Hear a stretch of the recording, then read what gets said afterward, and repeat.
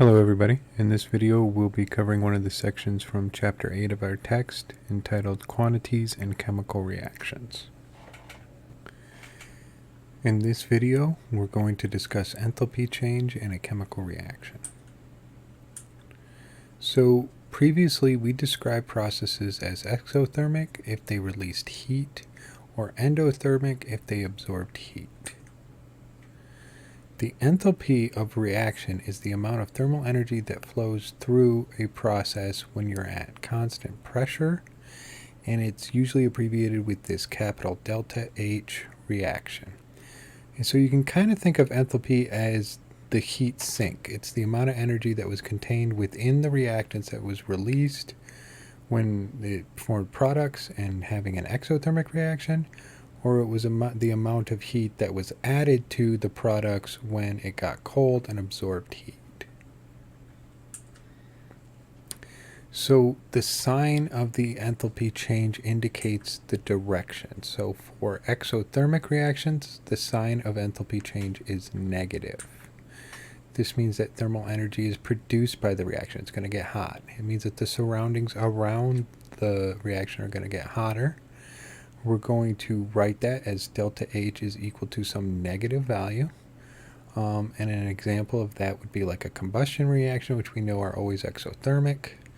And it's going, if we had the combustion of methane that we saw earlier, the delta H for this reaction is going to be negative 802.3 kilojoules per mole of methane.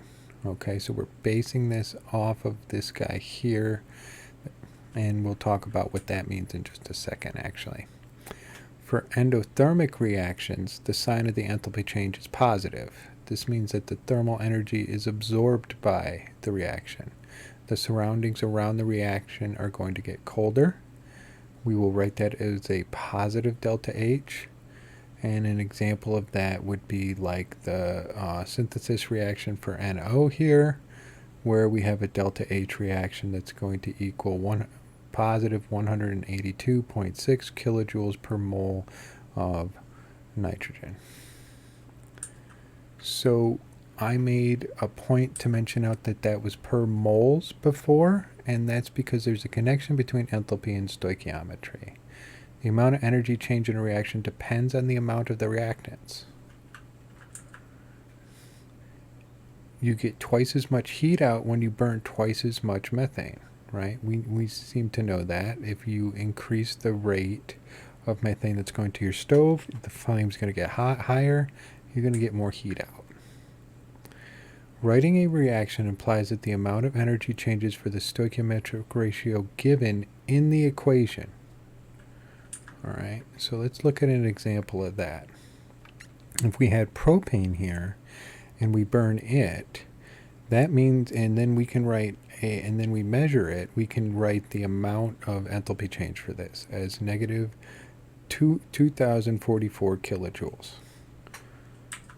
So that means that for every 1 mole of propane that reacts, we're going to release this negative 244 kilojoules of heat. And we can do it for any of the other reagents too, okay? If we consumed 5 moles in this reaction, it's going to produce that much. If we consume 3 moles of if we produce 3 moles of CO2, it's going to give us that. And if we produce 4 moles of water, it's going to give us that, because the stoichiometry is going to dictate how much of each one of the other reagents that we wind up using. So let's see if we can use this fact to scale this reaction up or down. If we get a different number of moles instead of 1 mole of propane, can we measure what the enthalpy change of that reaction is going to be? So keep in mind here that we have negative 2044 kilojoules for every 1 mole of propane. So how much heat is associated with the complete combustion of 11.8 times 10 to the 3 grams of propane? So we're given a mass of the propane, and we're asked to find the heat. The first thing is that we're given mass, so we want to first figure out how many moles of propane that is. Then we can use the fact that we know how much heat is liberated from 1 mole to figure out how much energy gets released in this reaction. So our two relationships that we need is that 1 mole of propane is going to liberate negative 2,044 kilojoules of heat, and we need to know the molar mass of propane, which is 44.11 grams per mole.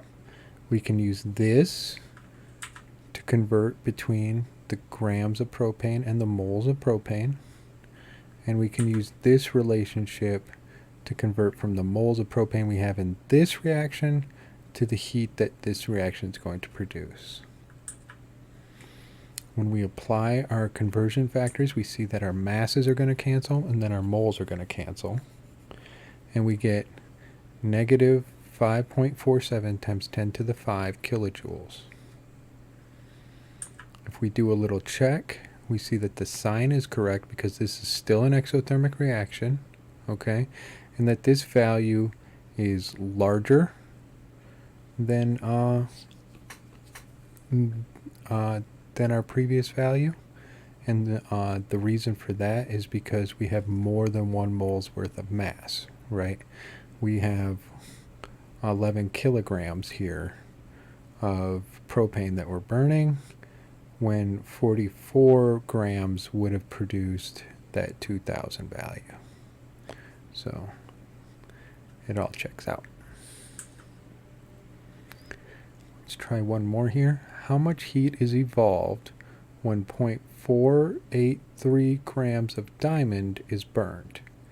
Now we're given this extra bit of information here. Okay, so rather than a reaction, we're just given directly what we call heat of combustion for diamond. And you can see here that it has units of kilograms or kilojoules per mole of carbon. So if we look at these units, we can see that if we multiply this by the moles of carbon, we're going to get out that heat value of kilojoules. So we're given a mass, and we're asked to find heat, which is going to have units of kilojoules. We're going to need to first figure out the moles, because remember we need to multiply by the moles of carbon in this case, but we're only given the mass of carbon, right? We're also going to remember that diamond is carbon in this case.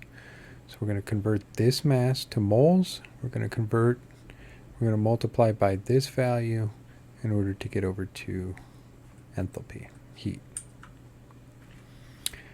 Here are our relationships. We know that 1 mole of carbon is going to liberate this much energy, and we know that the molar mass of carbon is 12.02 grams per mole.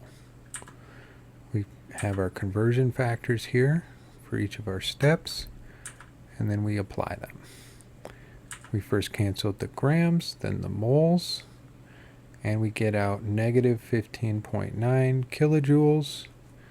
And then we apply our check.